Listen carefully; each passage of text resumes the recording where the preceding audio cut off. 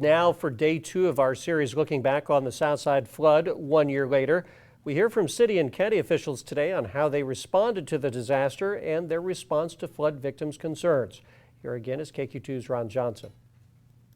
It was just a combination of just a lot of rain in a short period of time. It was very unexpected. Everybody was shocked. On Parker Road, just at Sherman, there was water rushing north across Parker Road from Contrary Creek. It was like almost like a river. As the water from overflowing Contrary Creek rushed into neighborhoods, city departments rushed into action. We took a lot of people off other jobs and sent them down there to see what we could do. Their efforts preceded by county commissioners who saw the danger first, inspecting bridges beforehand in response to the heavy rain. When we got to JJ, we found out that the water was coming up and rushing pretty quick. It didn't take long at all for all that water and everything it was carrying to end up here at the part of Contrary Creek that butts up against Parker Road and the Southside neighborhood. The county commissioner ordered an excavator to try and clear out the creek, but by the time it got here, the damage was already done.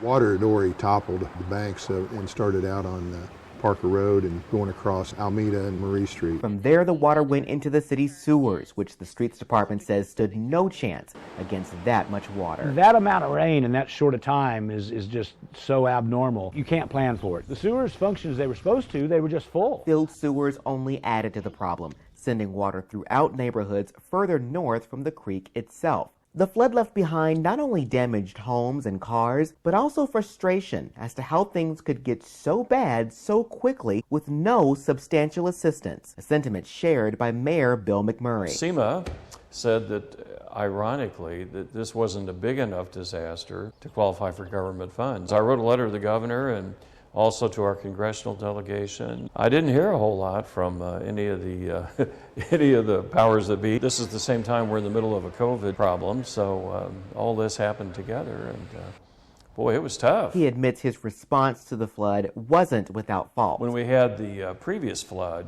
the Missouri River flood, we had an emergency operations center at the firehouse up on St. Joe Avenue. We had daily briefings. Communication could have been better. But now, a year later, he and other officials want victims to know they aren't being forgotten. I don't think the South End is left behind. I think our best days are ahead of us in the South Side and in the city as a whole. Ron Johnson, KQ2 News.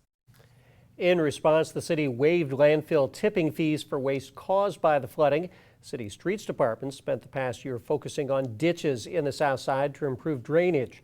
More than $400,000 was spent by the city on cleaning efforts after the flood. Tomorrow night, our series wraps up with a look at one St. Joseph residents' tireless and ongoing efforts to prevent the creek from flooding again.